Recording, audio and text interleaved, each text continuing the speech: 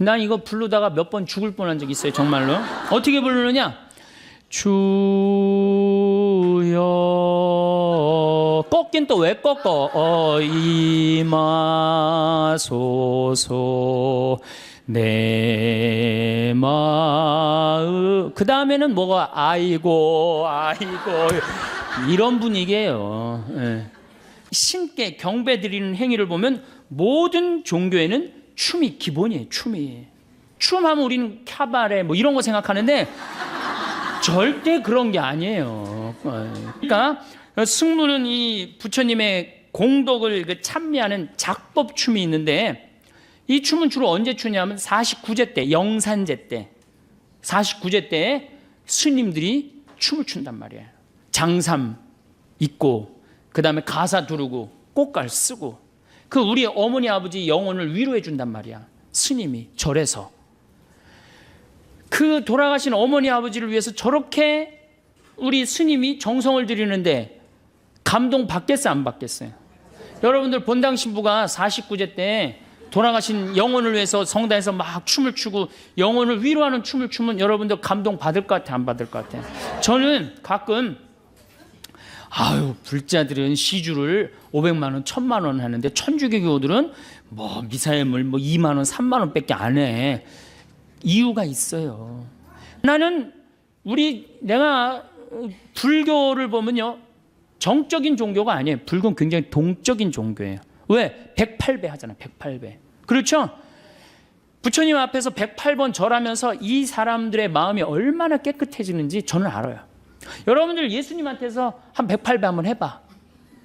마음이 얼마나 깨끗해. 아니 108번 왜 꼭 부처님한테만 해야 돼? 우리 천주교에서도 좋은 거는 갖고 와서 해야지. 온 세계가 다 좋은 거는 받아들여야 돼요. 108배, 3000배 해는 게 아무것도 없어. 미사 내내 앉았다 일어났다.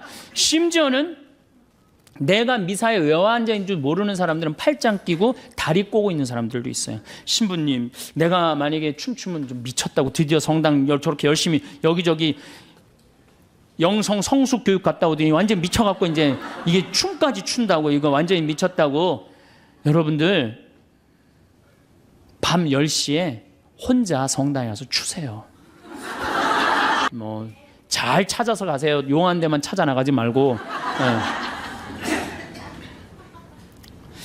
어른이 되면서 기쁨을 상실한 채 웃음을 잃어가는 이유는 경험에서 오는 미래에 대한 불안과 염려 때문이라고 합니다. 뭐 태풍도 오고 뭐 북한에서 뭐 또 뭐 불바다를 만든다고 별 것들이 다 걱정거리예요. 걱정거리. 이렇게 뛰어다니고 저렇게 뛰어다니고 그 많은 일을 벌려놓고 죽으면은 어떻게 할 거냐. 제가 이렇게 말해요. 아니, 난 내일 일도 어떻게 될지 모르는데 내가 죽고 난 다음까지 걱정해야 되느냐. 죽고 나면 그걸로 끝이지 뭘 죽고 난 다음에 여기가 어떻게 될까는 걱정할 필요가 하나도 없어요. 우리 조카들을 보면은 다 저지방대학 나왔는데 결혼도 잘하고 돈도 잘 보고 행복하게 잘 살고 있어요. 무엇이 되어야 한다는 강박관념이 우리를 불행하게 하는 거예요. 저는 이 세상에서 제일 부럽지 않는 사람들이 판검사예요. 판검사 하나 안 부러워요. 검사들 출근하면 매일 만나는 사람이 누구 만날 것 같아요? 살인범, 강간범, 도둑놈, 사기꾼 만나는 거예요. 항상 나중에 뭘 하려는 사람은 후회만 남아요. 지금 이 순간 즐겁고 기쁘게 산다면 많은 좋은 일이 생길 것입니다. 제가 우리 조카들 가게 개업할 때 비법 하나를 알려주었어요. 그 비법을 모든 교우들한테 오늘 알려드리겠습니다. 황창현 신부님의 행복특강 지금 바로 시작하겠습니다. 영상이 마음에 드신다면 구독, 좋아요, 알림 설정 부탁드립니다. 황창현 신부님의 보너스 특강도 준비했으니 함께 들으시면 좋겠습니다.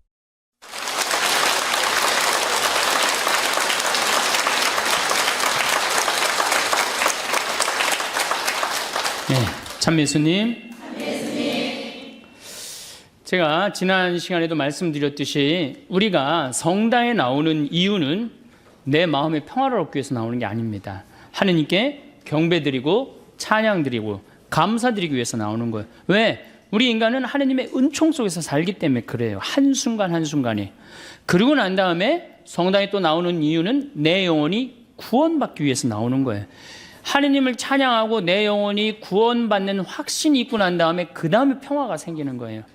그런 것 전에 평화만 찾다가는 우리는 깜깜한 어둠 속을 헤매는 신앙생활을 하게 될 겁니다. 자, 그렇다면 우리가 하나님께 어떻게 찬양 드려야 되느냐? 하나님께 어떻게 경배 드려야 되느냐? 춤입니다. 춤을 춰야 돼. 춤을 춰야 돼. 여러분들 이번에 올림픽 금메달 그 야구 딴 거 보셨죠? 네. 그 정대현 선수가 이 원아웃 상태예요. 주자 말루. 그냥 이 쿠바 선수들이 배트를 거꾸로 잡고 쳐도 한 점은 들어오는 상황이에요. 그런데 투 스트라이크에서 떨어지는 볼을 딱 던집니다. 이 땅볼을 딱 치니까 박진만 선수가 볼을 받아서 고영민 선수, 이루수 고영민 선수한테 주고, 고영민 선수는 승자해서 누구한테 주죠? 이승엽 선수한테 줘갖고 갑자기 더블 아웃이 되죠. 그렇죠? 그 순간 덕아웃에서 선수들이 뛰어나와갖고 어떻게 했어요? 펄쩍펄쩍 끌어안고 춤췄죠? 그 펄쩍펄쩍 뛰는 게 바로 춤추는 거. 너무 좋을 때 춤추는 거예요. 인간은 너무 행복할 때 춤을 추게 돼 있어요. 하느님을 믿고 하느님을 느낄 때 인간은 극도로 행복합니다. 그때 춤을 추는 거예요. 인간이 마음을 드높여 신께 경배드리는 행위를 보면 모든 종교에는 춤이 기본이에요. 춤이. 불교에는 뭐가 있습니까? 승무가 있어. 승무가. 꽤 오래됐죠. 엘리자베스 2세 여왕이 우리나라에 한번 왔었죠. 영국 여왕이. 그때 불교 스님들이 승무를 췄어요. 그걸 엘리자베스 2세 여왕이 보고 이렇게 거룩한 춤은 처음 본다 그러는 거예요. 얼마나 거룩해요. 춤하면 우리는 캬바레 뭐 이런 거 생각하는데 절대 그런 게 아니에요. 캬바레 가서 추는 춤도 좋은 춤이지만은 춤이라는 것 자체가 인간이 할 수 있는 가장 아름다운 몸짓이에요. 이게 춤이라는 건 굉장히 거룩한 거예요. 그러니까 승무는 이 부처님의 공덕을 찬미하는 작법춤이 있는데 이 춤은 주로 언제 추냐면 49제 때, 영산제 때, 49제 때 스님들이 춤을 춘단 말이에요. 장삼 입고 그 다음에 가사 두르고 꽃갈 쓰고 그 우리 어머니 아버지 영혼을 위로해 준단 말이야. 스님이 절에서 그 돌아가신 어머니 아버지를 위해서 저렇게 우리 스님이 정성을 들이는데 감동 받겠어요, 안 받겠어요? 여러분들 본당 신부가 49제 때 돌아가신 영혼을 위해서 성당에서 막 춤을 추고 영혼을 위로하는 춤을 추면 여러분들 감동 받을 것 같아요, 안 받을 것 같아요? 저는 가끔 불자들은 시주를 500만 원, 1000만 원 하는데 천주교 교우들은 뭐 미사예물 뭐 2만 원, 3만 원밖에 안 해. 이유가 있어요. 그만큼 정성을 들이니까 500만 원, 1000만 원 하는 거예요. 우리는 아무것도 되는 것도 없이 돈 1000만 원 내라 그러면 누가 그 1000만 원을 내? 내가 여러분들 앞에서 어머니 아버지 돌아가신 49제 때 춤추면서 기도하고 노래하면 여러분들 얼마 낼 것 같아? 10만 원으로 해결 안 될걸? 그렇죠? 적어도 500만 원, 1000만 원으로 해결해야 될 거예요. 그러니까 그만큼 정말로 춤이라는 건 아름다운 도구라는 거예요. 그리고 바라, 벚꽃춤, 또 춤을 출 때 장구도 쓰죠. 북도 쓰죠. 검은고도 쓰죠. 악기도 사용한단 말이에요. 우리는 그냥 죽어도 오르간 하나, 전자 오르간 하나로 버티는 거예요. 천주교 보세요. 제가 인도 바라나시 겐지즈강에 간 적이 있어요. 바라나시라고 여러분들 텔레비전에서 굉장히 많이 본대요. 이 바라나시가 그 겐지즈강에 사람 이렇게 나무로 태워갖고 겐지즈강에 뿌리는 거, 천국으로 가는 길이라고 그러면서 뿌리는 데예요.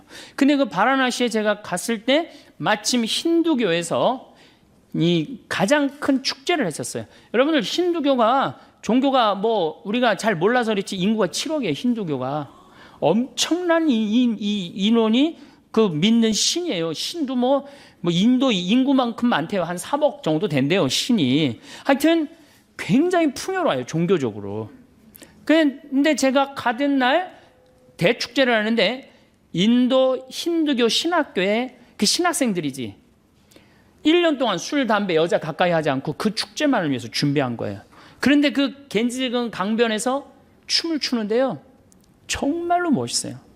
그 수많은 사람들이 그 이제 이 승들이 춤을 추니까 초를 해갖고 겐지스강에 뛰어 소원을 비는 거죠. 한 3시간 정도 거의 그 축제를 하는데요. 시간 가는 줄 몰라요. 내가 너무 아름다워갖고 사진기 셔터를 그때 비님이 보슬보슬 왔거든요. 너무 터뜨려갖고 그게 나갔어요. 그 정도로 제가 혼이 빠졌어요. 저게 종교 행위구나. 저게 찬양하는 거구나. 저게 신께 드리는 경배구나. 천주교 가만히 생각해 보니까 해는 게 아무것도 없어. 미사 내내 앉았다 일어났다.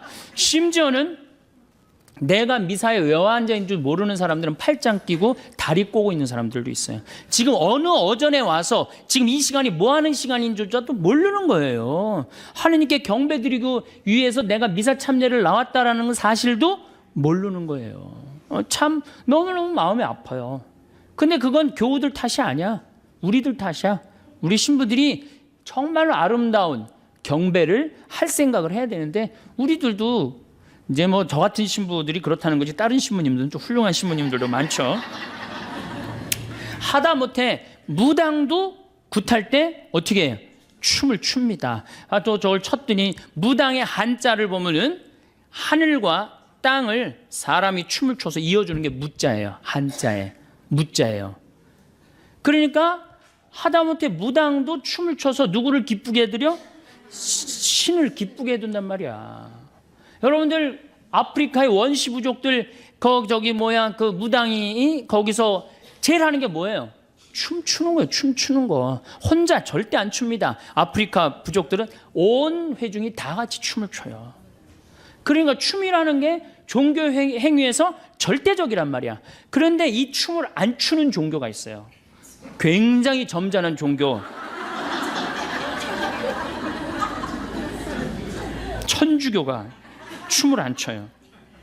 그래서 우리가 무당이 춤추는 걸 뭐라고 하냐면 신바람의 춤, 신명의 춤이라는 거예요. 신의 명의 춤이라는 거예요. 얼마나 정말로 저는 춤이란 건 굉장히 중요하다고 생각을 해요.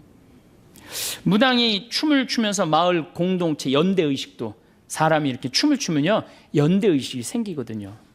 그 끈끈한 그런 정도 느끼고 같이 똑같은 율동을 가지고 같이 춤을 추면 제가 신학교 때 또 그 청년들을 데리고 대동 축제 같은 거 할 때 같이 춤을 추면요 정말 하나가 되는 걸 느껴요.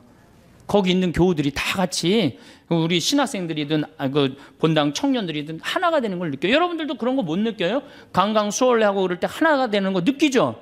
그만큼 춤은 사람을 하나로 묶어준단 말이야. 근데 우리는 그거를 하느님께 드러눕히지 않는 거죠. 저는 이 사각성당도 굉장히 마음에 안 들어요. 사각성당. 원통성당이 참 좋은 것 같아요. 왜냐하면 이렇게 둘러서서 서로 이렇게 뭔가 하나가 되는 느낌인데 사각은 뭐야? 저게 신부 있고 우린 뒤에서 구경하고. 그거 그렇게 돼 있거든. 요즘 많은 개신교 그 교회들 한번 보세요. 안에가 다 둥그래요. 사각하고 원하고는 굉장히 많이 차이가 나요. 그래서 요즘은 제대를 많은 성당에서 제대를 어떻게 앞으로 쭉 빼갖고 교우들이 이렇게 둘러서 이렇게 할 수 있는 제대를 외국에 나가보니까 그런 제대들이 굉장히 많더라고요. 이 교우가 하나 되는 거지. 맨날 구경하는 거야? 그 성가대 뒤에 있어갖고 무슨 소리인지 뒤에서 그냥 들리고 이 성가대 뒤에 있는 구조도 내가 말씀드린 굉장히 안 좋은 구조예요. 앞에 있어야지. 찬양대가 앞에 있어야지. 왜 뒤에 있어?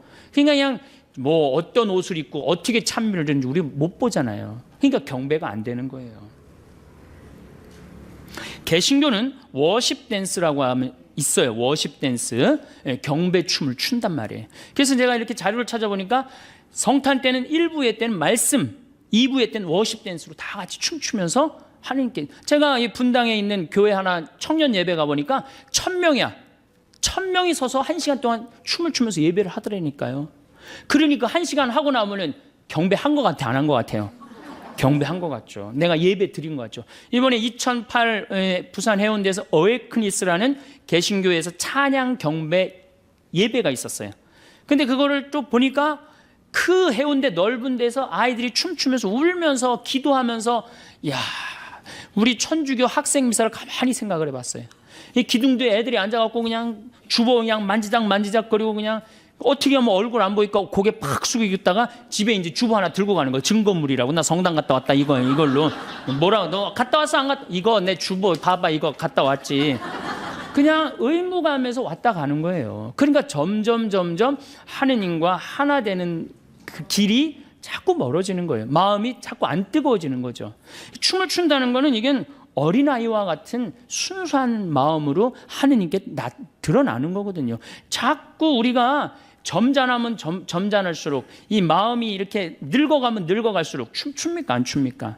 절대 춤 안 춥니다. 영어의 워십이라는 단어를 보면은 섬김, 엎드려 부복함, 입맞춤, 존경의 자세예요. 이 경배는 바로 그런 거예요. 행위로 나와야지. 행위로 나와야 되는데 우리는 행위가 안 해요. 나는 내가 불교를 보면요, 정적인 종교가 아니에요. 불교는 굉장히 동적인 종교예요. 왜? 108배 하잖아. 108배. 그렇죠? 부처님 앞에서 108번 절하면서 이 사람들의 마음이 얼마나 깨끗해지는지 저는 알아요. 여러분들 예수님한테서 한 108배 한번 해봐. 마음이 얼마나 깨끗해. 아니 108번 왜 꼭 부처님한테만 해야 돼?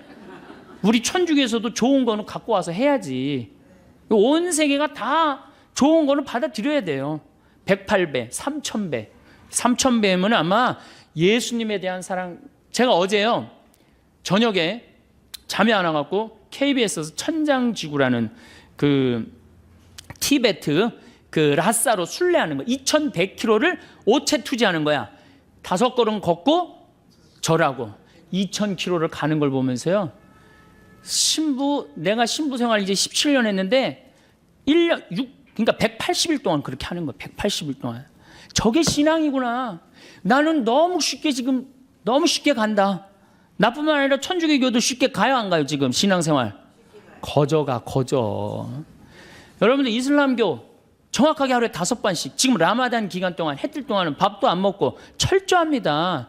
우리는 거의 거저가요. 거의. 옛날에는 성당에 장개틀이라도 있어갖고 꿀키라도 했지. 요즘 또 이게 많이 안 친다고 장개틀 다 없어갖고 이제는 건방질대로 건방져 가는 거예요. 계속 이제 꿀지도 않고. 그러니까 자꾸 우리가 신앙이라는 거하고는 자꾸 멀어지는 거예요. 그래, 나 하나 편안하면 되는 거야. 내 마음의 평화. 안 줘? 그럼 딴 데 가보는 거예요. 가봐도 그래도 천주교밖에 없는 것 같아. 가끔씩 들르는 교우들이 그래서 이제 생기는 거죠. 다시 말씀드려서 신앙의 기본 틀이 무너진 거예요. 우리가 지금 신앙의 기본 틀이 무너진 거예요. 그래서 하느님께 정말로 이제는 춤을 춰야 된다. 내가 정말로 하느님을 사랑하고 하느님께 정말로 감사하고 정말 하느님께 경배드리고 싶으면 춤을 춰야 된다. 신부님, 내가 만약에 춤추면 좀 미쳤다고, 드디어 성당 저렇게 열심히 여기저기 영성 성숙 교육 갔다 오더니 완전 미쳐갖고 이제 이게 춤까지 춘다고, 이거 완전히 미쳤다고. 여러분들 밤 10시에 혼자 성당에 가서 추세요. 문 걸어 잠고 하느님, 오늘은 내가 가장 예쁜 옷을 입고 내가 하느님께 춤을 춰드릴게요. 근데 성 가면서 춤 추세요. 이렇게 한 바퀴 돌아도 보고, 손도 한번 올려보고, 이렇게 양손 한번 올려보고, 그렇게 한번 하느님께 한번 이쁘게 좀 해보세요.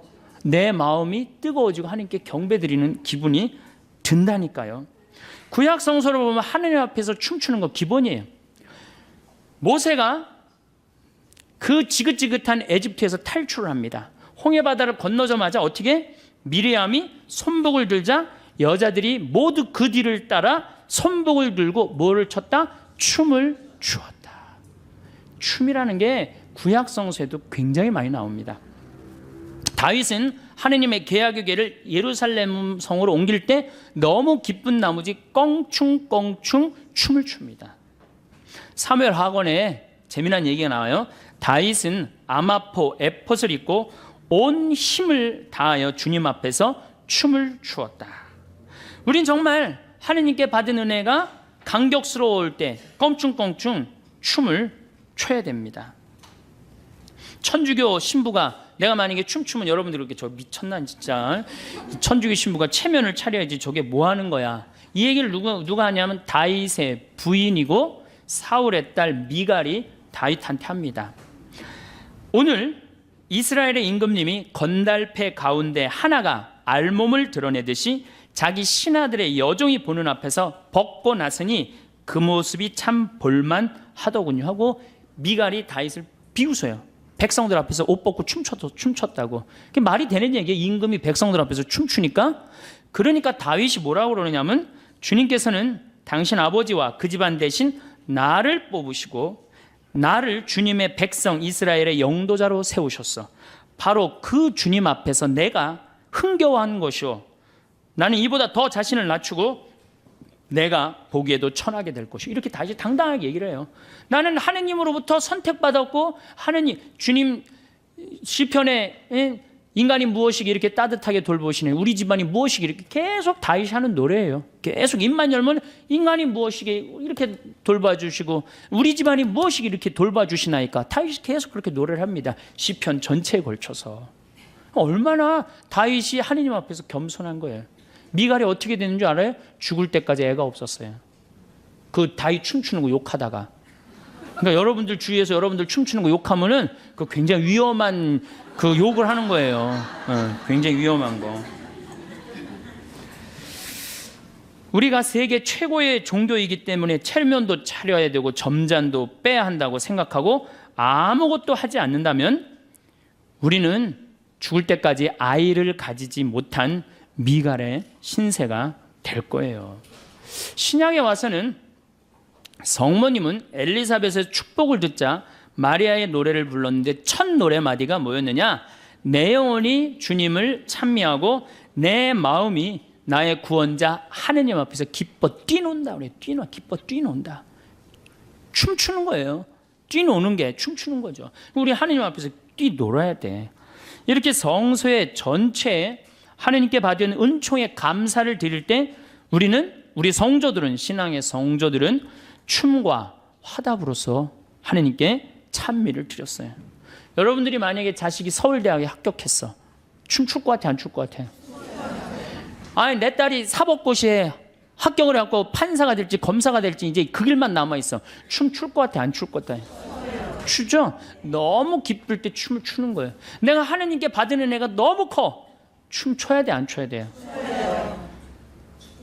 이제 출 거죠? 네. 그 낮에 가서 추지 말고 밤 10시에 가서 추라니까. 이렇게 춘 사람이 있어요. 1098년에 태어난 힐데가르트, 빙엔의 힐데가르트라고 수녀님이 그렇게 춤을 췄어요. 주일날은 예배를 드리고 가고 월요일날은 항상 성당에서 제일 예쁜 옷을 입고 그 앞에서 춤을 췄어요. 다른 사람 미쳤다고 그랬어요. 근데 그 수녀님이 뭐라고 그랬어요? 이렇게 아름다운 세상에 이렇게 나를 탄생하셔서 이렇게 나를 살게 해주신 하느님 앞에 내가 이렇게 춤을 춰서 하느님을 기쁘게 해드리지 다른 어떤 언어로도 못한다는 거예요. 춤만이 하느님을 기쁘게 해드린다고 춤을 췄어요. 그리고 이 수녀님은 자기 수녀의 수녀님들 막 보석으로 막 치장해줬어요. 하느님 앞에 나설 때 어떻게 해라? 보석으로 가장 값지게 나서라는 거예요. 내가 우리 천주교들 우울한 건 내가 일찌감치 알고 있었지만은 서울 모본당에 굉장히 큰 성당에 한 1000명 정도 제 강의를 들으러 왔어요. 양복을 다 우중충한 걸 다 입고 온 거예요. 까만. 그 자매님들도 이쁜 옷은 거의 안 입고 와서 우중충한 것만 다 입고 왔어요. 우울하니까 우리는 밝은 옷을 입고 성당에 갈 생각을 안 하는 거예요. 이쁜 옷을 입고 성당에 갈 생각을 안 하는 거예요. 어떻게 하면 우울해 보일까? 이걸 고민하는 사람들 같아. 그래갖고 그냥 전체가 우중충하더라고요. 그래서 이게 여러분도 한번 색깔을 보라고. 그랬더니 자기네들이 보고 웃더라고요. 우리들이 분위기가 이렇게 항상 가라앉아 있구나. 여러분들 유치원에 아이를 보냈어요. 여기 유치원 보낼 분들은 별로 안 보이긴 하지만 그래갖고 이놈이 올챙이송을 배웠어. 그 유치원에서. 옆집에 놀러를 갔더니 얘가 개울가에 올챙이 한 마리 있고 막 그리고 춤을 추면서 엄마 앞에서 엉덩이를 실룩실룩 그리고 막 재롱을 펴. 이뻐요 안 이뻐요? 야 이거 너 유치원에서 가르쳐줬냐? 예, 유치원에서 가르쳐줬고 내가 엄마 아빠한테 지금 쳐드리는 거예요. 집에 와갖고 똑같이 유치원 다니는 아이한테 너 올챙이 소 좀 한번 해봐라. 나 싫어 엄마. 하기 싫어. 밥이나 줘. 아니 죽으라고 돈 벌어갖고 유치원 보내갖고 옆집에는 춤추는데 나한테 재롱 좀 떨으라고 그랬는데 춤 안 추고 입이나 이렇게 내놓고 밥이나 달라고 과자나 사달라고 그러면은 걔 이쁠 것 같아 안 이쁠 것 같아요? 하느님이 개신교 성도들이 이쁠 것 같아? 천주교 교우들이 이쁠 것 같아? 하느님 입장에서 누가 이쁠 것 같아요? 나는 개신교 성도들이 훨씬 이쁠 거라고 생각해. 뭐 우리가 하는 게 뭐 있어? 헌금을 많이 해, 춤을 춰, 어? 1,000원 내면서 시키는 건 왜 이렇게 많은지 하느님 이거 해놔라 저거 해놔라. 입장이 바뀌는 거예요. 누가 하느님이야? 실질적으로 내가 하느님이고 하느님은 내 종이 돼버리는 거예요. 그러니까 우리가 하느님께 그러니까 찬양이 중요한 거예요. 경배를 해야만이 하느님하고 나하고의 관계가 제대로 형성되는 거예요. 여러분들 이제 어떻게 하세요? 춤추세요. 우리 천주교가 장자의 상속권이 있다고 버티고 있지만 저절로 구원의 상속이 이루어지는 건 아닙니다. 그리고 구약 성서를 보면요, 상속은 장자가 하는 법이 없어요. 이삭이 장자였어요? 다윗이 장자였어요? 솔로몬이 장자였어요? 장자 아니었어요. 다 세상 사람들이 아니라고 생각한 사람들이 다 하느님의 계보를 이었어요. 우리도 똑같아요. 지금 우리가 지금 건방지게 있을 처지가 아니에요. 점잠 빼고 앉아 있을 처지가 아니에요. 그래서 춤을 춥시다. 제가 파푸아 뉴기니에 내 동창신부가, 외방선교회 동창신부가 본당 마당교구의 할로파 성당에 본당 신부를 했었어요. 그래서 이제 선교사로 나가 있으니까 동창이니까 내가 할로파를 갔어요. 이름이 왜 할로파냐면은 그 성당은 산 꼭대기에 있어요. 정말 그림 같은 동화 속에 나오는 성당이에요. 그런데 산 꼭대기에 있으니까 성당 가려면 등산을 해야 돼. 그래갖고 3시간, 4시간씩. 그리고 이 교우들이 어떻게 맨발로 올라옵니다. 맨발로 올라와. 옷도 성당 주일날 입는 옷은 하얀, 평상시엔 거의 옷도 안 입고 있어. 다 그냥 정말 가슴도 막 다 그리고 다니는데 주일날만은 옷을 다 싸들고 와요. 그래갖고 산 꼭대기에 딱 올라오면은 바로 하늘하고 맞닿아 있는 데가 성당이에요. 그래서 헬로 파파, 하느님 안녕. 그래서 성당 이름이 할로파 성당이에요. 할로파 성당. 거기 성당에 갔는데 내가 이제 주일인데 내가 이제 그 화면을 나중에 이 평화방송하고 해갖고 보여주고 싶은데 16, 17살짜리 아이들이 춤을 추면서 성서를 들고 나오는데요. 이야, 정말로 아름답더라고요. 이게 하느님께 경배 드리는 거구나. 나는 하느님께 헛경배 드렸다 이제까지. 너무 아름답더라고요. 헌금을 하는데 또 아이들이 탁 바구니 꽃 뭐 이런 거 막 뭐 포도주 뭐 빵 이런 거 탁 해갖고 춤을 추면서 나오는데요. 이야, 정말 너무 아름답더라고요. 하느님이 정말로 기뻐하시겠구나. 그러니까 이게 한국 이렇게 보다가 딱 할로파 보면은 그쪽으로 눈이 그냥 팍 꽂히실 것 같은 생각이 들더라고. 한국에 뭐해? 한국에서는 우리 이제 정말로 하느님께 경배 드려야 돼요. 우리 천주교가 그나마 성령 세미나, 성령 기도회 때 보면은 한복 입고 이쁘게 앞에서 찬양 춤추는 분들이 있어요. 또 따라하고. 저는 참 좋다고 생각해요. 뭐 우리 성령 세미나 하는 사람들 무슨 이 정신 나가고 약간 막간 사람들이 모여서 하는 거라고 생각하는데 절대 전 그렇지 않다고 생각해요.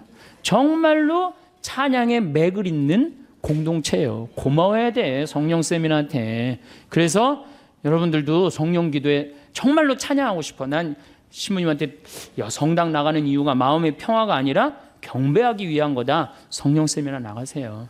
뭐 잘 찾아서 가세요. 용한 데만 찾아 나가지 말고. 제가 또 우리 소리 저기 성가대에 그 춤추는 분들이 있어요.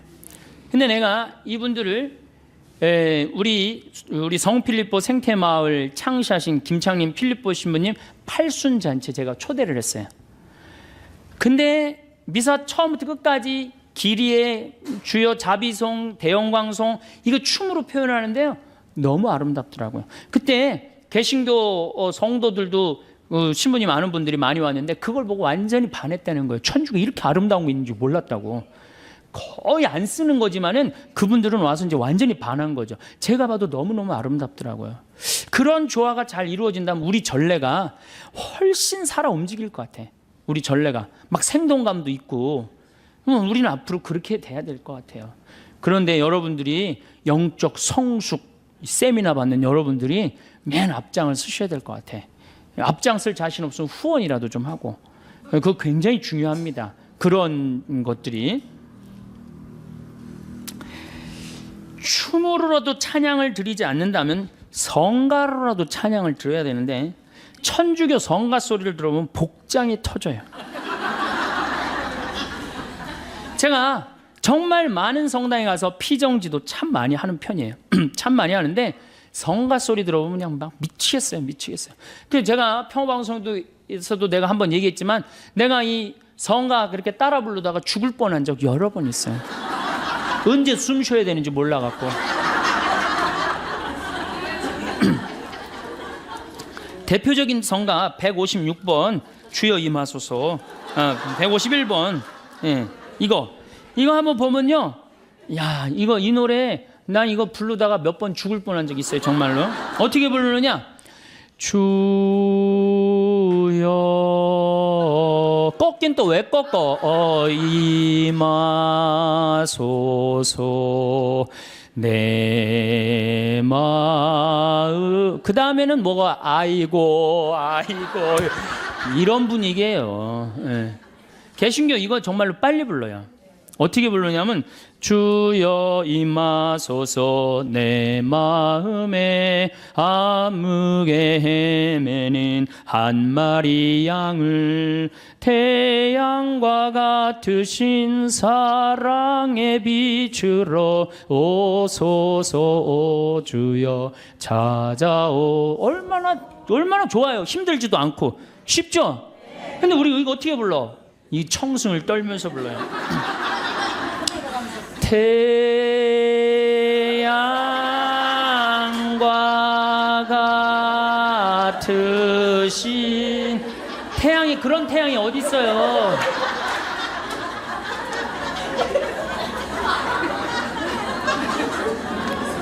개신교는 성가라고 안 그럽니다. 찬송가라고 그래.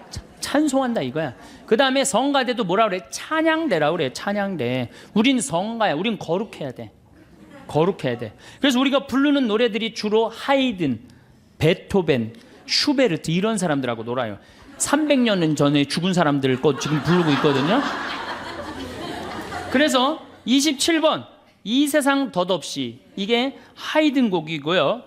이게 꾸밈음이 굉장히 많은 노래예요. 이거 굉장히 어려운 노래예요. 풀잎 끝에 맺혀진 이슬방울같이 이 세상의 모든 것 덧없이 지나네. 이렇게 불러야 되는데 이걸 어떻게 불러?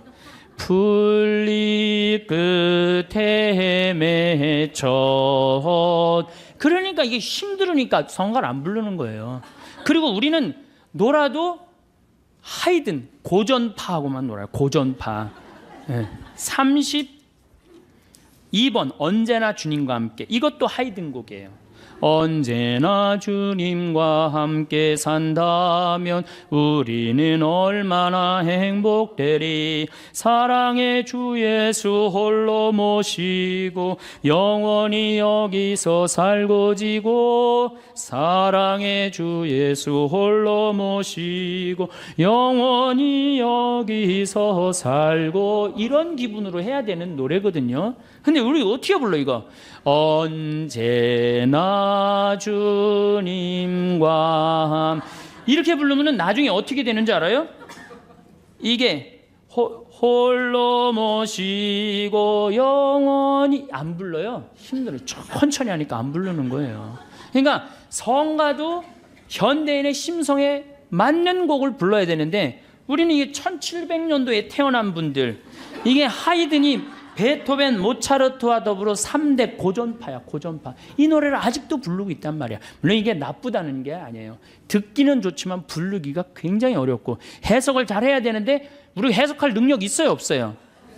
무슨 하이든이 누군지도 모르고 몇 년도에 죽어갖고 몇 년도에 태어난지도 모르는데 어떻게 해석을 해? 내가 제일 부르기 싫은 노래 구세주 빨리 오세요. 이 노래 정말로 구세주 빨리 오사 어두. 왜 이렇게 길어? 이거 2절까지 막 승질 나잖아요. 태장성가 2절까지 3절까지 하고. 이게 빨리 오래는 곡인지 빨리 올지 말래는 곡인지 헷갈릴 때도 많아요. 이 노래 그렇게 부르면 안 돼요. 구세주 빨리 오사 어둠을 없이 하며 동정 마리아에서 탄생하옵소서. 이렇게 신나게 불러야지 빨리 올 거 아니야. 이 오래는 건지 말래는 건지 뭐 원조들이 6박자 다 해주고 범죄한후. 아 정말로 그래도 성당 계속 나오는 거 보면 신기해 되는 거예요. 누가 나오는 거야?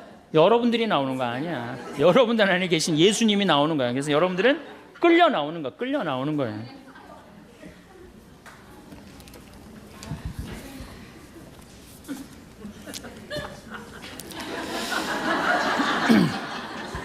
그래서 모든 성가대, 모든 천주교의 성가대들이 고민이 뭐냐면 성가대 단원 확보하는 게 제일 어려워요.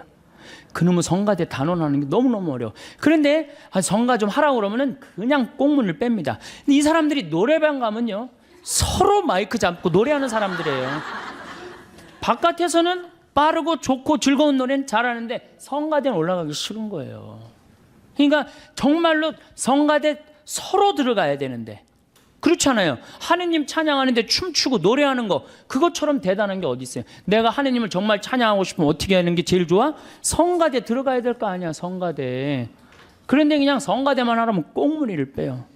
노래방 가면 그냥 마이크 안 뺏기려고 그러는 사람들이 성가만 하라고 그러면 이게 우리가 성가가 지금 우리 지금 이 대중하고 교우들하고 안 맞는 거죠. 그래서 조금 더 우리가 곡을 좀 많이 바꿔야 되지 않을까, 전 그런 생각을 해요.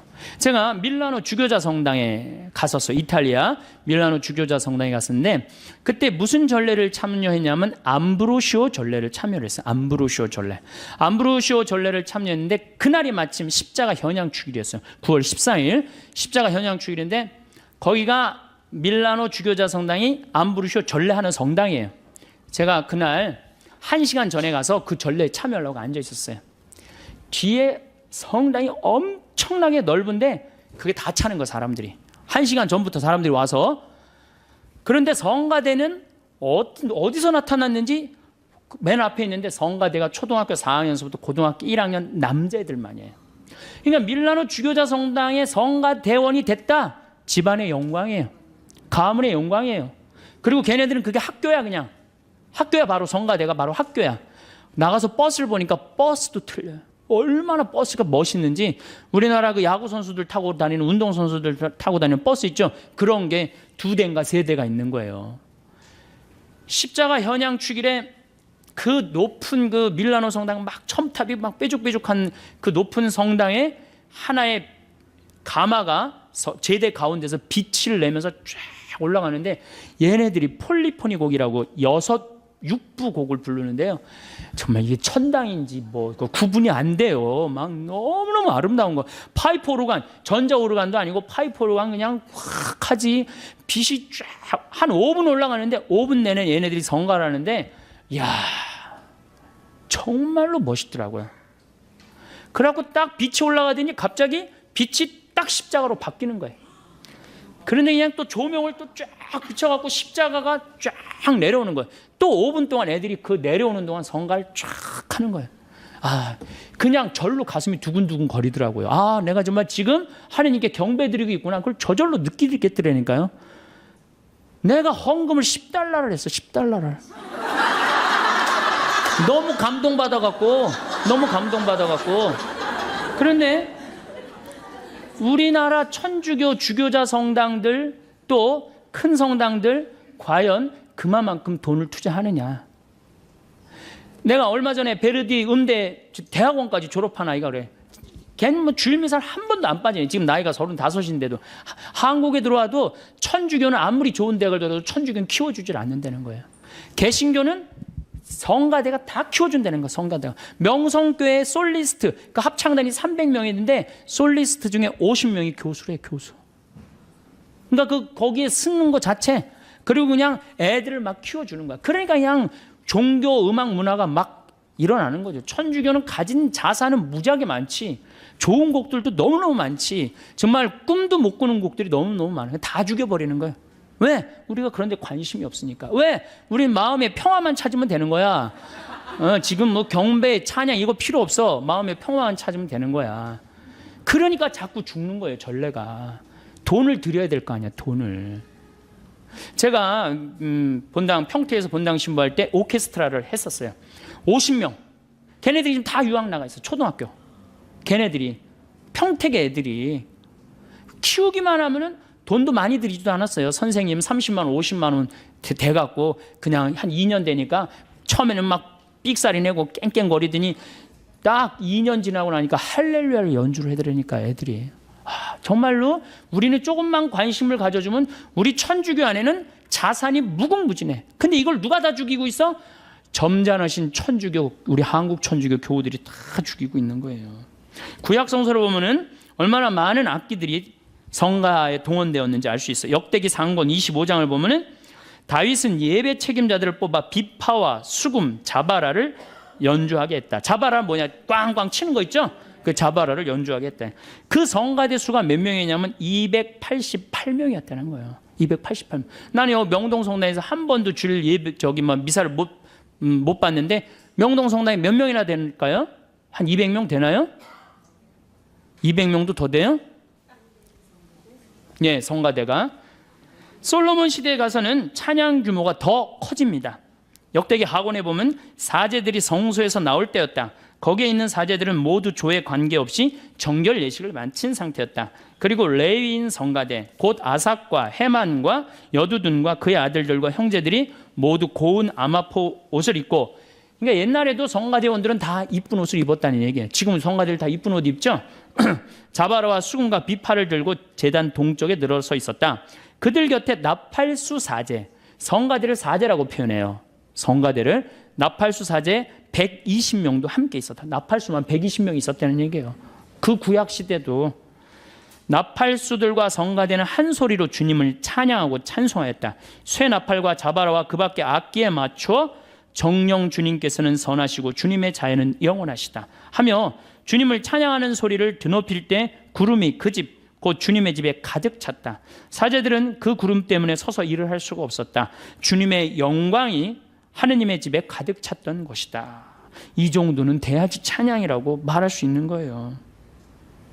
근데 우리가 주님 앞에 찬양을 드리기 위해 뭘 갖고 나와 있어요? 주님 앞에 찬양을 드리기 위해서 정말로 뭔가를 해야 되는데 우리는 안 하는 거예요. 안 하는 거.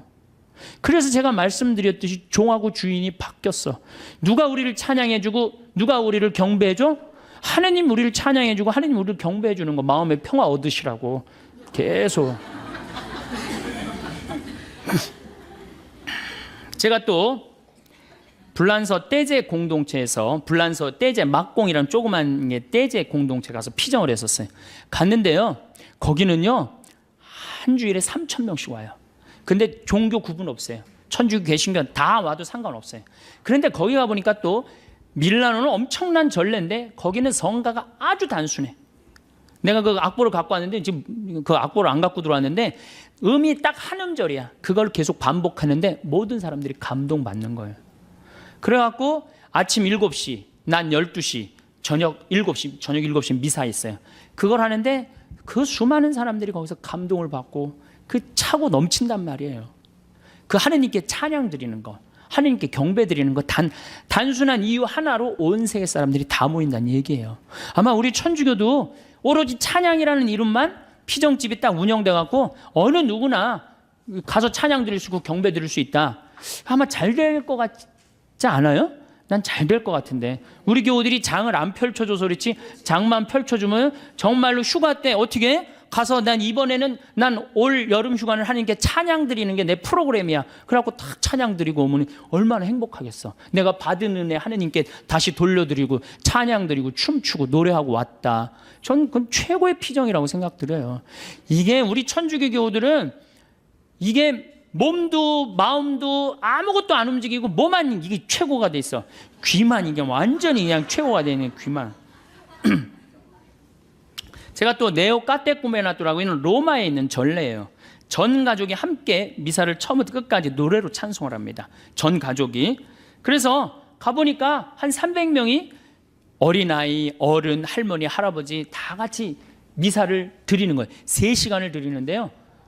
너무너무 아름다워. 처음부터 끝까지 다 노래예요. 성부와 성자와 성령의 이름으로 아멘. 다 노래로 하는 거예요. 주님께서 여러분과 함께. 그러면 또한 물론 이태리 말로 하는 걸 내가 한국말로 지금 하는 거지만은 그렇게 처음부터 끝까지 3시간을 노래하는데 시간 가는 줄 몰라요. 근데 제가 깜짝 놀란 게 북 7대 아이들이 추는 거예요. 초등학교, 중학교 아이들이. 아버지하고 아들하고 기타 7대 치고, 그리고 악기가 없는 사람들은 박수로 맞추고, 그 다음에 큰 애들은 트라이앵글 집에서 캐스터네츠 갖고 와갖고 그렇게 해갖고 그냥 3시간 내내가 그냥 춤추고 그냥 찬미 드리는데 너무너무 좋더라고요. 근데 우리는 이게 찬양도 천주교는 이상하게 해요. 그럼 주일학교 애들 따로 엄마 따로 안 가요. 다 같이 가족이 가지. 우리처럼 따로 안 가요. 우리는 참 신기해요. 주일학교든 주일학교 가서 열심히 하고, 아들은 청년에서 열심히 하고, 엄마는 레조 열심히 하고, 아버지도 형제 모임 열심히 다 성당에서 열심히 하는데 집에만 딱 들어오면은 성당 안 다니는 척 하는 거예요. 집에만 들어오면 성당 안 다니는 척 해요. 야, 오늘 우리 순교자 성월이니까 오늘 자기 전에 우리 촛불 켜놓고 우리 순교자 찬가 부르고 오늘 우리 자자. 이런 거 안 한단 말이야. 성당에서 무지하게 열심히 하는데 성당만 들어오면, 집에만 들어오면 성당 안 다니는 척 한단 말이야. 제가 강원도 평창 생태마을에서 떼제기도 하고 춤은 제가 만들었어요. 제가 만들어갖고 우리 교우들한테 오늘은 특별하게 하느님께 춤도 추고 찬양도 드리자고. 신부님 기도 시간이 얼마나 하면 2시간 정도 걸릴 거예요. 2시간을 어떻게 해, 신부님? 우리가 1년에 한 번 이렇게 놀러 왔는데 2시간이나 기도하면 어떻게 해요? 1시간으로 줄여주세요. 대부분의 진행자들이 와서 저한테 그래요. 그럼 1시간으로 해보자. 그 대신 선택은 여러분들이 하는 거니까 기도를 해보자. 대개 그렇게 지루할 것 같은 기도 시간이 3시간 항상 걸려요. 그리고 더 하려고 그래. 난 자러 가야 되는데 막 더 하려고 그래. 왜? 내가 기도를 하고 하느님을 찬양하다 보면 시간 가는 줄 몰라요. 그리고 기쁘고 즐겁고. 그러니까 2시간 그러면 눈이 이만해진 거 2시간이나 기도한다고 그러니까. 그리고 1시간으로 줄여달라고 와서 그러고. 그리고 막상 해보면 어떻게 돼? 3시간도 한단 말이야. 요즘 우리 한국 천주교 신상옥 씨, 또 현정수 신부, 또 우리 후배 김태진 신부들이 좋은 곡들 많이 갖고 요즘 청년들이 그런 분위기로 많이 업이 돼 있어요. 그래서 저는 이런 분위기가 정말로 많이 유지됐으면 좋겠어. 우리 천주교교들은 춤도 안 춰, 노래도 안 해. 정말 편안한 신앙인 생활하고 있는 거죠. 저는 아무리 생각해도 우리 천주교 교우들이 지금도 굉장히 많이 왔잖아요. 이게 기적이라고 생각해요. 사실 뭐가 있어 우리가. 기적 아니에요. 주일마다 꽉꽉 차는 거면 기적이야. 그 이유는 딱 한 가지야. 성체성사 때문에. 성체. 예수님이 내 안에 들어와서 내 안에 사시기 때문에 그 기운으로 우리가 사는 거예요. 여러분들 정말로 성체 감사해야 돼. 성체. 우리가 예수님을 주님이라고 부르는 이유는 예수님을 주인님으로 모시겠다는 고백이에요.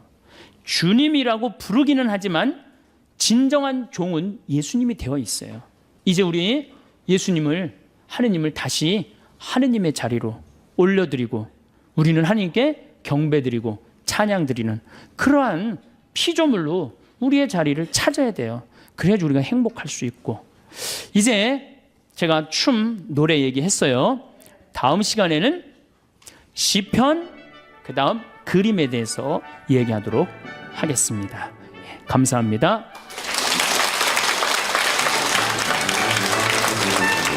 영국의 한 의과 대학에서 웃음에 대한 연구를 하다가 다음과 같은 사실을 밝혀냈습니다. 어린아이는 하루에 평균 400에서 500번 정도 웃는다고 그래요. 장년이 되면 이 웃음은 하루에 15번에서 20번으로 줄어든다고 그래요. 그리고 죽음을 앞둘 때는 하루에 한 번도 안 웃는다고 그럽니다. 사랑하는 다볼 사이버 성당 교우들은 하루에 몇 번 정도 웃습니까? 만약 하루에 한 번도 안 웃었다면 죽음을 바로 앞둔 영혼과 다를 바가 없습니다. 나이가 60이 넘었는데도 하루에 100번 이상을 웃었다면 이분은 어린아이와 같은 맑은 영혼을 지니신 분입니다. 웃을 일이 있어 웃는 게 아니고 웃으면 웃을 일이 생깁니다. 제 유튜브 채널 가운데 나는 자연인이다 라는 프로그램이 있는데 이 자연인을 찍다 보니 매일 항상 웃을 일이 생깁니다. 생태마을 본관 입구에 새가 집을 지어놓고 5마리 새끼에게 부부새가 쉴 틈 없이 먹이를 날라다 주는 모습을 보면 저절로 웃음이 나고 이야기거리가 생겨 대화가 늘 즐겁습니다. 참새인 줄 알았더니 참새가 아니고 아주 예쁜 새예요. 제가 이름을 반드시 찾아서 여러분들한테 동영상하고 함께 알려드리도록 하겠습니다. 또 제가 사랑밭을 가꾸고 제가 너무 바빠갖고 요즘 유튜브 이거 사이버 성당 여는 바람에 막 풀이 막 자라고 그랬는데 우리 또 이쁜 최 카타리나가 아침에 싹 김을 매놔서 아주 밭이 이뻐졌습니다. 감사하고 미사 때 기억하도록 하겠습니다. 또 소나무 전지를 하고 산책을 하고 과일을 따먹는 일상이 다 자연인으로서 누릴 수 있는 기쁨이고 웃음입니다. 그런데 어렸을 때 그렇게 잘 웃던 아이가 사춘기가 지나고 어른이 되면서 기쁨을 상실한 채 웃음을 잃어가는 이유는 경험에서 오는 미래에 대한 불안과 염려 때문이라고 합니다. 자꾸 많은 걸 보니까 지진도 일어나고 뭐 태풍도 오고 뭐 북한에서 뭐 또 뭐 불바다를 만든다고 그러고 막 뭐 또 바이러스가 지금 벌써 800만이 넘고 별 것들이 다 걱정거리예요. 걱정거리. 우리 어머니는 그냥 앉아서 직업이 걱정이야. 큰아들, 작은아들, 막내아들, 뭐 누나, 또 손자들 뭐 6이나 손녀들 6이나 있고 뭐 애 결혼했는데 애를 안 가졌고 그것도 걱정, 뭐 별 걱정을 다 하는 거죠. 하지만 사람이 고민하고 염려하는 이들 가운데 실제로 우리를 괴롭히는 일이 얼마나 될까요? 노먼 빈센트 필 박사는 쓸데없는 걱정이라는 글에서 우리가 하는 모든 걱정 중에서 절대로 발생하지 않을 사건에 대한 걱정이 40%라는 거예요. 하늘이 무너지는 거. 이런 거 기우라고 그러죠. 중국 기나라의 한 사람이 하늘이 무너지면 어디로 숨어야 되나 그런 걱정했다고 그러죠. 그러니까 제가 보니까 절대로 일어나지 않을 걱정하는 사람들이 너무 많아요. 이미 일어난 사건에 대한 걱정이 30%. 코로나19 때문에 아마 이 걱정이 온 국민이 가장 큰 걱정이 아닌가 싶습니다. 신경 쓸 일이 아닌 작은 것에 대한 걱정으로 22%. 우리가 바꿀 수 없는 사건에 대한 걱정이 4%. 지금 우리 북한하고 어쩔 수 없는 관계가 너무너무 많잖아요. 그것도 제가 보기엔 뭐 걱정한다고 되는 게 아니고 시간, 또 조금 정치인들 또 국민들이 노력하면은 하나하나 풀어나갈 수 있는 일 아닌가 싶습니다. 그리고 우리가 바꿀 수 있는 사건에 대한 걱정은 4%라고 말을 합니다. 사람마다 정도의 차이는 있지만 정말 걱정해야 되는 건 4%밖에 안 된다는 거예요. 96%는 쓸데없는 걱정이에요. 대부분 사람들은 이 96%의 불필요한 걱정 때문에 기쁨도 웃음도 마음의 평화도 잃어버린 채 살아가고 있습니다. 예수님은 오늘 우리에게 두려워하지 마라. 너희는 수많은 참새보다 더 귀하다 하시면서 우리를 위로해 주십니다. 가끔 저에게 신부님 평창 생태마을 직원 43명 문경 성요셉 치유의 집, 잠비아, 카사리아, 신학교, 나무 심는 거, 농업대학, 의과대학, 유튜브, 이제는 그것도 하다 못해 유튜브, 다볼 사이버 성당, 이런 거 다 어떻게 감당하시려고 그렇게 일을 벌리십니까? 라고 걱정하는 분들이 참 많습니다. 그런데 정작 저는 정말 걱정 한번 해본 적이 거의 없어요. 한 4%는 걱정을 해요. 4% 정도는 걱정을 하는 것 같아요. 신학교도 돈이 있으니까 하는 거지 없으면 안 했을 거예요. 지금 이제 신학교는 거의 완성하는 돈에 지금 한 40억이 필요한데 한 35억이 들어왔어요. 5억만 더 들어오면 돼요. 1,000만 원씩 50명만 더 보내주면은 아마 신학교는 뭐 아무 문제 없이 완성될 거라 생각을 합니다. 그리고 잠비아 신학교 건립 운영하는 일은 제 일이 아니라 하느님의 일이기 때문에 제가 걱정할 일이 아니라 하느님께서 걱정할 일이라고 저는 굳게 믿습니다. 지난주도 잠비아 신학교 또 거기 카사리아 우물 파는데 5천만 원이 들어왔어요. 아들 기억 심장마비로 돌아간 아들 기억하는 뭐 미국에서 독일에서 뭐 사방천지에서 보내줘요.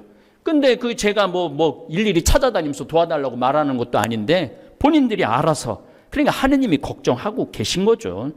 하느님이 걱정할 일을 제가 걱정할 필요는 없다, 이런 말씀을 드리는 겁니다. 그리고 많은 분들이 그렇게 이리 뛰어다니고 저리 뛰어다니다가 병들어 죽으면 그 많은 일을 벌려놓고 어떻게 하려고 그러느냐. 사실 저는 이리 뛰지도 않고 저리 뛰지도 않아요. 그냥 우리 직원들이 다 알아서 해.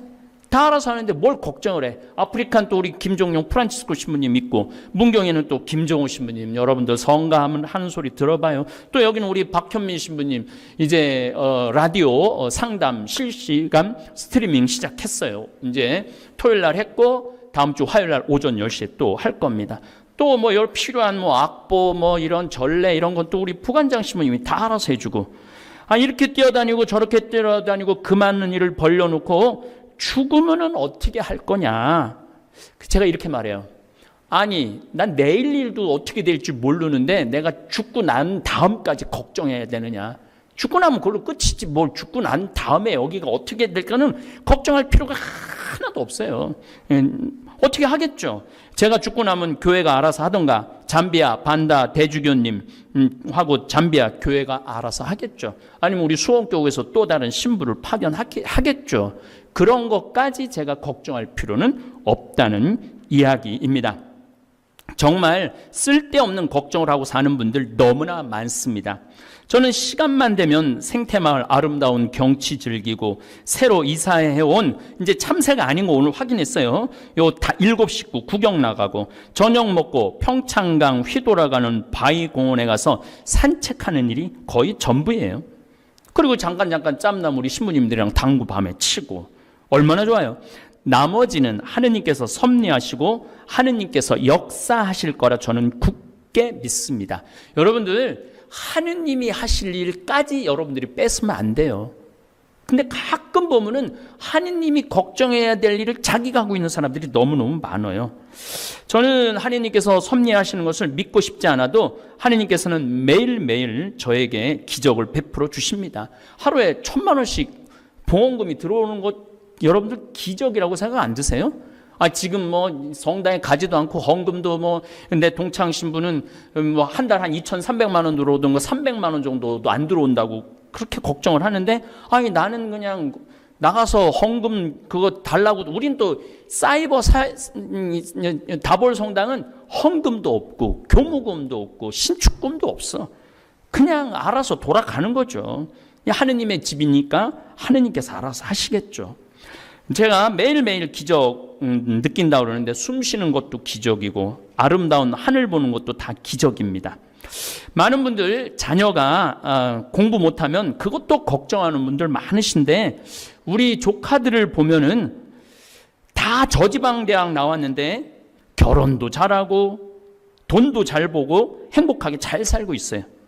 무엇이 되어야 한다는 강박관념이 우리를 불행하게 하는 거예요. 서울대학에 가야만 한다. 의사가 되어야만 한다. 판검사가 되어야만 한다는 목표를 세우면 아이도 부모도 늘 불안하고 초조하고 그렇게 사는 거죠. 그리고 위조하고 강제로 강남으로 이사가고, 그게 다 뭐가 되어야만 하기 때문에 그런 잘못을 저지르는 거예요. 다시 한번 분명히 말씀드리는데, 저는 이 세상에서 제일 부럽지 않는 사람들이 판검사예요. 판검사 하나 안 부러워요. 우리 집안에도 검사 잠깐 했다가 지금 변호사하는 친구가 있는데, 검사들 출근하면 매일 만나는 사람이 누구 만날 것 같아요? 살인범, 강간범, 도둑놈, 사기꾼 만나는 거예요. 좋은 사람 만나도 행복할까 말까 하는데 맨날 살인범, 강간범 이런 사람들만 만나면 뭐가 행복해요? 그리고 판사들 매일 사형 내리고 사람 감옥에 보내고 10년, 20년 때려내는 그런 판사가 뭐가 부러워요. 더욱이 정치 판검사들은 정말 못할 짓이죠. 그렇게 똑똑한데 내가 이 줄에 섰는데 이게 옳은 판결인데 저 정치인이 원하는 판결을 하면은 얼마나 괴롭겠어요. 그러니까 여러분들 가끔 그 검사들 막 길에서 막 이상한 짓 하는 검사들 있죠. 그럼 미치는 거예요. 그러니까 그런 판검사 부러워할 필요 하나도 없고 내 자식 판검사 만든다고 자랑스러울 필요도 없다는 생각을 합니다. 저는 오늘 우리 안드레아 신부님한테 반했다고 자기 아들이 119 구급대원인데 안드레아 신부님으로 바뀌었다고 제일 사랑하는 그 아주 위험한 댓글을 썼더라고요. 그런데 제가 119 구급대원 사람 살리는 일을 하는 사람 아니에요. 소방관들 사람 살리는 일을 하는 사람들 아니에요. 그 어떤 사심도 없이 얼마나 좋아요. 또 저 같은 신부 보고 자살 포기했다. 다시 즐거운 삶으로 바뀌었다. 우울증이 나았다. 사는 재미가 쏠쏠해졌다고 편지를 받을 때 제 기쁨은 더할 나위 없습니다. 맹자의 일조지환이라는 말이 있습니다. 아침의 근심에 무너지지 말라는 거예요. 아침에 일어나고 쓸데없이 오늘 비 오면 어떻게 하지? 이거부터 시작해갖고 오늘 버스 타고 가다가 코로나 걸리면 어떻게 하지? 그러니까 아침부터 쓸데없는 걱정으로 하루를 우울하게 시작하지 말라는 뜻이에요. 하느님 오늘 하루도 주셔서 감사합니다. 네, 오늘 하루 기쁘고 즐겁게 살겠습니다. 이렇게 하느님한테 웬만한 근심 걱정은 또 넘기세요. 자식 걱정, 경제적 걱정, 노후 걱정, 건강 근심, 온통 근심 속에 사는 분들이 대한민국의 80%래요. 그러니까 막 짜증이 나고 신경질이 나고 운전 기사님을 때리고 막 이런 일들이 다 이런 쓸데없는 걱정 때문에 그렇습니다. 사실 저는 코로나19도 그렇게까지 걱정하지 않아도 된다고 말씀드리고 싶습니다. 이미 코로나는 전 세계에 다 퍼졌고 피할 수 없는 바이러스가 되었어요. 같이 사는 거예요. 암하고도 사는데 바이러스하고 못 살겠어요. 그나마 다행인 것은 대한민국은 K방역이라는 세계적인 명성까지 얻어서 국민들을 잘 보호하고 있어요. 그리고 코로나로 어제까지 목숨을 잃은 사람은 대한민국은 280명밖에 안 돼요. 웬만하면 다 치유가 된다는 거예요. 지금은 암으로 하루에 내가 모르긴 1000명 정도 죽을 거야, 암으로. 그런 생각을 하면은 그렇게까지 막 벌벌 떨 일이 아니라는 이야기입니다.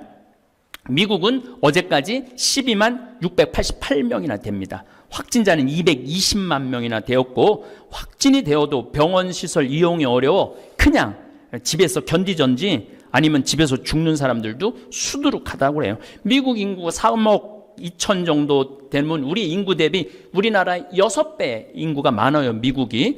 그런데 확진자는 200배가 많아요. 여러분들 대한민국에서 사는 거 행복하지 않으세요?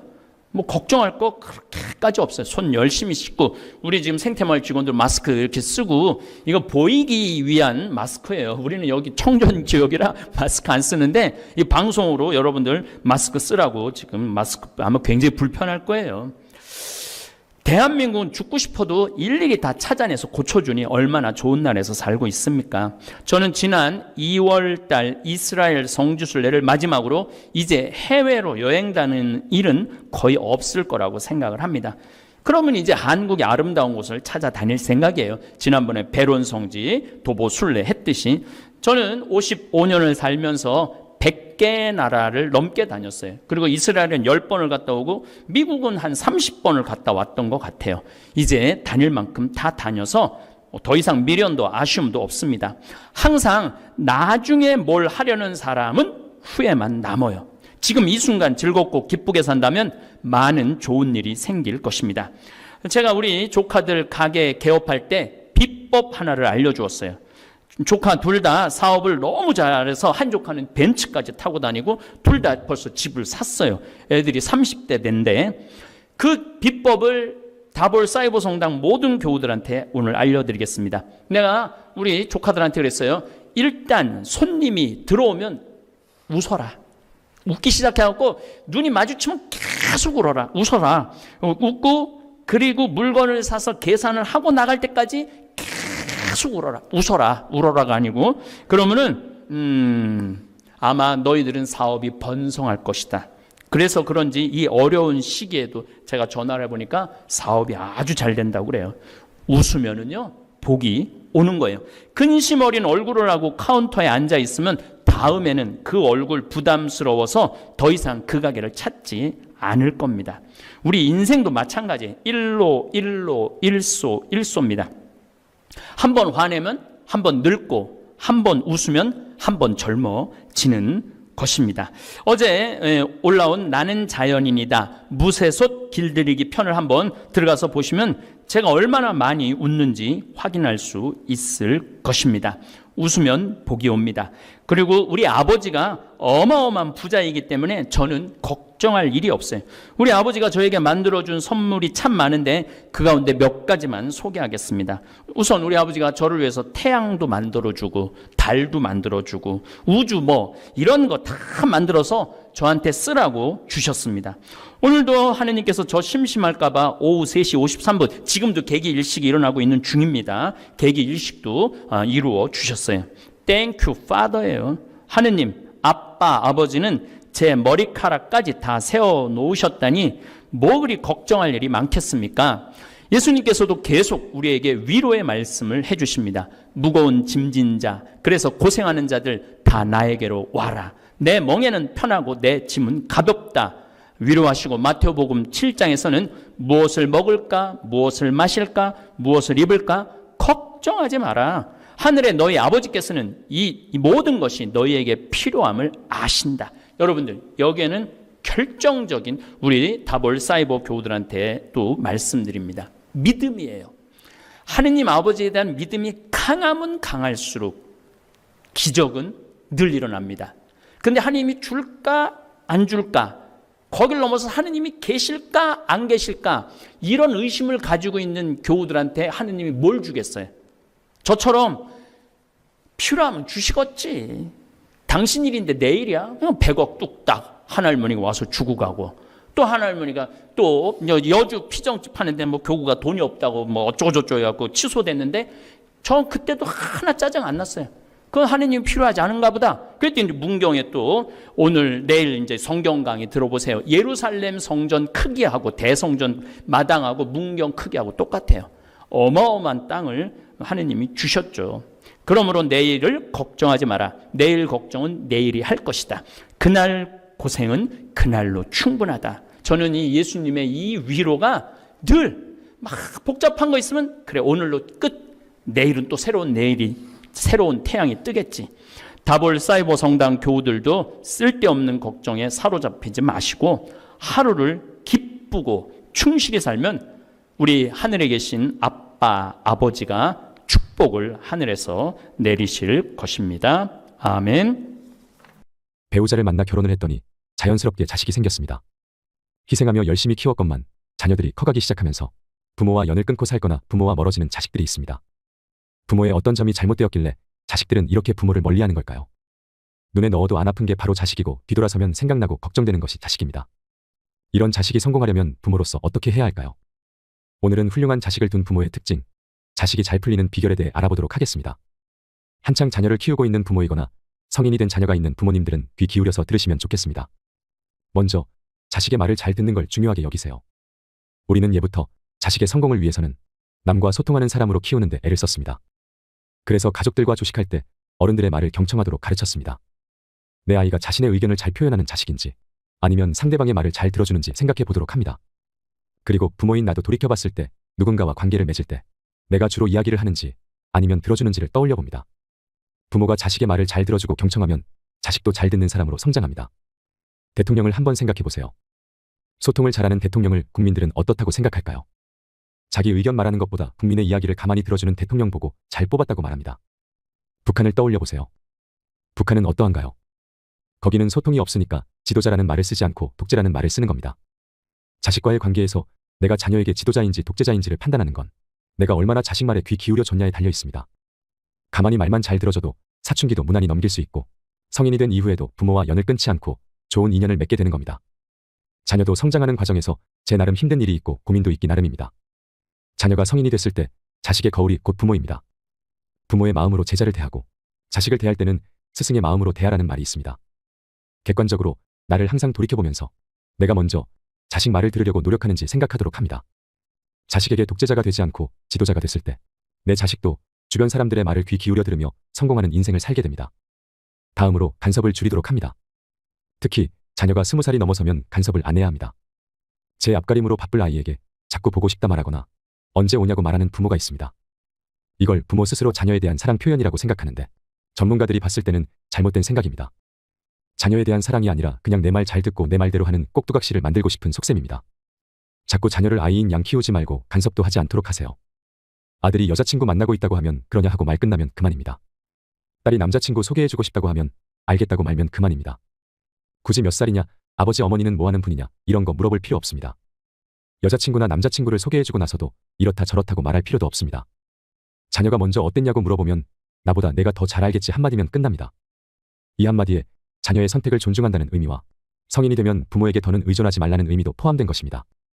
간섭하지 않고 있다가 자식이 아버지 한마디만 해주세요. 어머니 한마디만 해주세요. 이렇게 물어보면 그때 한마디만 요령껏 해주면 됩니다. 이때도 이렇게 해라 저렇게 하라 하는 게 아니라 간단한 조언만 하면 됩니다. 선택하는 건 자녀에게 맡기세요. 그래야 자식이 실패를 했을 때도 부모 탓을 하지 않습니다. 자기 고집 부려서 선택해서 실패했거나 일이 제대로 안 풀리면 그때는 자기 탓을 하지 부모 원망을 하지 않습니다. 성인이 되고 나서 부모와 연을 끊는 자식들 대부분이 바로 이 선택권 때문입니다. 자기가 하고 싶은 대로 못하고 부모가 자꾸만 간섭하니까 어떻겠나요? 자기 스스로 뭔가를 선택하려면 자식으로서는 간섭하는 부모와 연을 끊는 것밖에는 답이 없습니다. 그런데 부모가 되면 이게 말처럼 쉽게 되지 않습니다. 그래서 스스로 자기 마음을 계속 공부해야 합니다. 내가 50년, 60년 살아온 경험이 이렇다 저렇다 이렇게 생각하지 말고 그냥 마음 공부하면서 가만히 있으면 됩니다. 이래도 입이 간질간질해서 참기 어려우면 기도를 하면 됩니다. 그리고 자식을 내 분신으로 여기지 마세요. 우리가 왜 이 세상에 태어날까요? 엄마 몸을 빌려서 태어났지만 인간은 모두 행복하기 위해서 이 세상에 태어나는 겁니다. 그래서 나도 그렇고 자식도 그렇고 숨이 붙어있는 한은 행복할 권리가 있습니다. 몸이 아프다고 해도 마음만은 행복할 권리가 있는 겁니다. 그런데 이 마음이라는 게 자식을 자꾸 내 부속물로 여기면 마음이 괴로워집니다. 이러면 마음도 괴롭지만 몸도 힘들고 아픕니다. 나도 행복할 권리가 있는데 왜 그걸 즐기지 못하고 자식 생각에 괴로움만 가득한 인생을 사나요? 이럴 거면 자녀를 낳지 말았어야 합니다. 만일 자식을 낳아서 키우고 있다면 자식에게 연연하지 말고 내 행복할 생각하면서 사세요. 이런 마음을 가지려면 관점을 바꿔야 합니다. 내가 재미있어야 자식도 재미있고 내가 행복해야 자식도 행복하다는 마음을 자꾸 먹어야 합니다. 자식을 나의 분신이라고 생각하면 아이가 자랄 때 꼭 내가 잘하는 것 같아서 행복합니다. 그리고 자녀에게 힘든 일이 있으면 나도 힘들고 자식이 학교에서 뒤처지는 것 같으면 내가 뒤처지는 것 같습니다. 자식과 나를 이렇게 동일시하면 이때부터 자식을 내 마음대로 휘두르고 판단하고 결론을 지어버립니다. 이런 마음가짐이 더 커지면 자식에게 간섭하는 행동으로 변합니다. 내 분신으로 여기면 자녀가 영어도 잘해야 하고 피아노도 잘 쳐야 하고 누가 명문대에 갔다고 하면 내 자녀도 거기에 가야 한다는 마음이 생깁니다. 내가 생각한 직장에 들어가지 못하면 자녀를 한없이 한심한 눈으로 보게 됩니다. 이런 태도가 행복할 권리가 있는 내 자식에게 과연 득이 되는 행동일까요? 자녀뿐만 아니라 부모도 불행해지는 길입니다. 자꾸 자녀를 내 분신으로 여겨서 내 기준에 못 미치는 자식을 보면 내가 열등감을 느끼면서 정신적으로 괴로워집니다. 자식도 어떠합니까? 요즘 성인이 된 자식도 정신질환을 겪거나 스스로 목숨을 끊는 일도 많이 발생하고 있습니다. 자녀를 분신으로 생각하지 말고 그냥 편하게 바라보도록 하세요. 자식도 행복해지려고 태어난 거다. 성인이 되기 전까지 잘 보호해주고 20살이 넘으면 제 앞가림하도록 거리를 두자 이렇게 생각하세요. 이런 마음가짐이면 자식을 키울 때도 다른 집 애들이랑 비교하지 않게 됩니다. 공부 좀 못해도 행복하면 그만이야. 말 좀 더듬으면 어때? 자기가 행복하면 됐지. 이런 마음가짐이 됩니다. 이런 마음이면 부모 마음이 편하고 부모 마음이 편해야 자녀 마음도 편해집니다. 이렇게 자녀를 대할 때 부모와 자녀가 꾸준히 소통도 잘 되고 부모의 이런 마음이 자식에게 온전히 전달되어서 긍정적으로 변하게 됩니다. 만일 지금까지 자식을 분신으로 생각했다면 오늘부터 이렇게 기도하도록 하세요. 제가 그동안 엄마 노릇을 못했습니다. 이제부터는 아이를 있는 그대로 바라보고 아이의 행복만을 바랍니다. 이렇게 자녀를 위해 기도하도록 합니다. 이렇게 해야만 내 자식이 잘 풀립니다. 마지막으로 자식에 대한 기대를 버리는 것입니다. 내 자식이 좋은 차나 사주면 좋겠다. 내 자식이 좋은 배우자 만나서 잘 살았으면 좋겠다. 내 자식이 내가 희생한 만큼 베풀어주면 좋겠다는 기대를 버립니다. 부모가 나이 들어서 생각이 굳어지고 세상 보는 눈이 좁아지면 자식에 대한 기대만 커지기 마련입니다. 하늘에서 보배의 비가 내린다는 말이 있습니다. 이 보배의 비는 우리에게 똑같이 내리는 비인데 자신들의 그릇에 따라 양식을 얻어간다고 합니다. 그래서 내 노후를 편하게 사는 것은 자식에게 기대는 게 아니라 내 그릇의 양식만큼 살게 되는 겁니다. 뭐든 욕심내고 기대하면 탈이 생기기 마련입니다. 자식이 이런저런 걸 해주겠지 하는 마음은 내 욕심입니다. 자식의 처지에서 생각해 보겠습니다. 자식이 가난한 집에서 태어났든 평범한 집안에서 태어났든 부모는 어찌됐건 헌신해서 자식을 어떻게든 대학까지 보내려고 합니다. 대학을 졸업하고 취직하고 돈을 번다고 해도 생활 수준이 높아지고 집값은 턱없이 비싸지니 자식은 부모를 봉양할 여유가 없습니다. 그리고 어렸을 적부터 받는 것에 익숙한 자식들은 주는 연습도 안 되어 있습니다. 그런데 부모 입장은 그게 아닙니다. 아들, 딸 키우려고 엄청난 희생을 했다고 생각해서 바라는 마음은 커집니다. 바라는 마음만 커져 있고 자식들은 오히려 여유가 없으니 부모에 대한 불만이 쌓이기 시작합니다. 이렇게 되면 자녀가 성인이 되고 나서 부모와 멀어질 수밖에 없습니다. 그래서 부모가 기대감을 버려야 하는 것입니다. 처음부터 자녀에게 무리해서 도와줄 수 없다고 말해야 합니다. 이렇게 하면 자녀도 정신적으로 빨리 독립해서 스스로 자립하게 됩니다. 이러면 부모도 자식한테 별로 해준 게 없으니까 기대를 하지 않게 됩니다. 기대하지 않으면 자식이 10만 원 쥐어주는 것도 고맙게 여겨지고 어쩌다 한번 뵈러 찾아오는 것도 고맙게 생각하게 됩니다. 기대를 안 하면 가끔 하는 자식들의 모든 행동이 다 효도처럼 느껴집니다. 그리고 굳이 부모에게 뭔가를 해주지 않아도 나에게 손 안 벌리는 것만으로도 고맙다고 생각해야 합니다. 이래저래 효도해야 한다는 것을 따질 필요도 없습니다. 대신 자식이 아직 성인이 되지 않았다면 이것 하나만큼은 철저하게 지키도록 합니다. 절대로 자식에게 화내거나 짜증내면 안 됩니다. 성인이 되지 않은 자녀는 여전히 어린 나무입니다. 부모인 나는 큰 나무여서 상처가 좀 난다고 해도 큰 피해가 없습니다. 그러나 자식은 다릅니다. 입는 옷이 부족해도 괜찮고 장난감이 부족해도 좋고 교육을 많이 안 시켜도 괜찮습니다. 심성이 불안하지 않게끔 마음의 안정을 심어주는 게 부모가 할 역할입니다. 성인이 되기 전까지는 자녀가 힘이 부족하니까 부모에게 저항하지 못합니다. 그래서 성인이 되고 나면 매사 모든 일에 불만이 쌓이고 사물을 부정적으로 보게 됩니다. 이렇게 자란 내 자식이 성인이 됐을 때 마음 그릇이 과연 크다고 볼 수 있을까요? 자녀가 독립하고 난 이후 기대를 안 하려면 마음의 안정을 찾도록 키워줄 필요가 있습니다. 그러니 내 자녀가 성인이 돼서 자립할 수 있도록 길러야 합니다. 야단치지 말고 닥달하지 않습니다. 야단치는 게 능사가 아니라 그건 아이의 심리만 불안하게 만드는 꼴입니다. 그리고 내 인생을 즐겁게 살려는 노력을 자녀가 어렸을 때부터 하도록 합니다. 내 인생을 즐겁게 살면 자식은 절로 잘 큽니다. 자녀에게 화내고 짜증내는 것은 누구에게나 좋은 행동이 아닙니다. 부모가 화내고 짜증내는 것이 자식에게는 엄청난 상처가 된다는 것을 알아야 합니다. 이렇게 정신적으로 성숙하게 잘 키워놓고 자녀가 독립하면 이제 스스로 결정하도록 응원하고 자식을 향한 나의 맹목적인 기대를 버리면 됩니다. 자식에 대한 진정한 사랑은 자식에 대한 기대감을 버릴 때 비로소 나옵니다. 여러분, 자녀가 성인이 돼서 20살이 넘으면 결혼을 하든 취직을 하든 자기 인생은 자기가 알아서 살게 내버려 두는 게 좋습니다. 그게 자식에게도 좋고 나에게도 좋습니다. 그렇다고 해서 내버려 둔다는 게 자녀를 무관심 속에 방치하라는 말은 아닙니다. 애정 어린 시선으로 자녀를 지켜보다가 자식이 도움을 요청할 때 그때 도와주라는 의미입니다. 자녀가 답답해서 나에게 답답한 마음을 호소하면 가만히 귀 기울여서 들어주면 됩니다. 그리고 나에게 도움을 요청하면 자녀의 상황에 맞게 도와주면 됩니다. 굳이 자녀가 나에게 도와달라고 요구하지 않았지만 이래라 저래라 하면 듣기 싫은 잔소리가 됩니다. 이런 관심이 지나치면 자녀에게는 간섭으로 느껴지고 이 간섭이 상대를 부담스럽게 만들어서 부모와 점점 멀어지는 것입니다. 내 욕심에 자꾸 자녀에게 이래라 저래라 하지만 자식이 내 말대로 행동하지 않으면 내 마음을 몰라주는 자녀에게 서운함이 느껴지기도 합니다. 그런데 이 서운한 감정을 자세히 보면 자식이 내게 준 마음이 아닙니다. 서운한 마음은 내가 만들어낸 마음입니다. 내 욕심을 절제하지 않고 일방적으로 조언해놓고서는 서운한 마음을 가지면 안 됩니다. 그리고 쓸데없이 자녀 일에 계속 간섭하기 시작하면 일거리만 많아집니다. 그리고 고민과 걱정거리만 늘어납니다. 오늘은 잘했을까? 내일은 또 힘들어하지 않을까? 이런 생각이 꼬리에 꼬리를 물고 이어집니다. 이렇게 간섭하기 시작하면 내 인생도 피곤하지만 자식 인생도 피곤해집니다. 그래서 나도 지치고 자식도 지칩니다. 내가 내 자식 생각해서 병났거나 지쳤다면 내가 지나치게 간섭했다는 말입니다. 자식 인생 간섭하는 것은 이제 줄이고 각자 삶의 방식대로 살도록 내버려 두는 게 좋습니다. 놓아줄 때는 놓아줄 줄 알아야 합니다. 자식이 도움이 필요 없다고 하면 굳이 가서 도와주지 않아도 됩니다. 자식이 도와달라고 요청하면 그때도 욕심부리지 말고 내 능력 안에서만 도와주면 됩니다. 이렇게 하면 자녀도 도움을 받았다고 생각하고 내 인생도 한가해집니다. 내 삶이 한가하고 편해야 내 자식이 편합니다. 나도 좋고 자식도 좋아야 나도 행복하고 자식도 행복합니다. 이 길이 바로 행복을 지속할 수 있는 길입니다. 자녀에게 간섭하려는 욕심이 생기면 인생의 가장 최우선은 자식이 아니라 나라는 생각을 갖도록 합니다. 누가 뭐라 한들 인생의 가장 최우선은 나 자신입니다. 내 인생을 행복하게 사는 게 먼저입니다. 그런 다음 자녀를 생각해야 간섭도 안 하고 자식도 제 나름대로 자기 인생을 꾸리고 살 수 있습니다. 나이 들수록 마음의 습관을 버리는 것이 제일 힘든 법입니다. 마음 습관은 나이 들수록 점점 더 굳어가니 기도하고 또 기도해야 합니다. 하느님, 내 간섭하는 마음을 내려주세요. 자식 인생은 자기 스스로 살도록 내려놓는 마음을 갖게 해주세요 하고 기도하고 또 기도해야 합니다. 자녀 생각에 걱정이 되거나 간섭하려는 마음이 들 때마다 매일 황창현 신부님의 좋은 말씀을 여러 번 새겨 들으면서 직접 실천하셨으면 좋겠습니다. 이상으로 책틀맨이었습니다. 지혜를 쌓는 당신의 오늘이 아름답습니다.